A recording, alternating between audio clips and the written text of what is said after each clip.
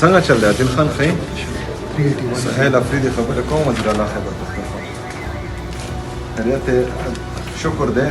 تا کمپلینټ کړو دا موټر سایکل دی میسنګ دی دا سیګر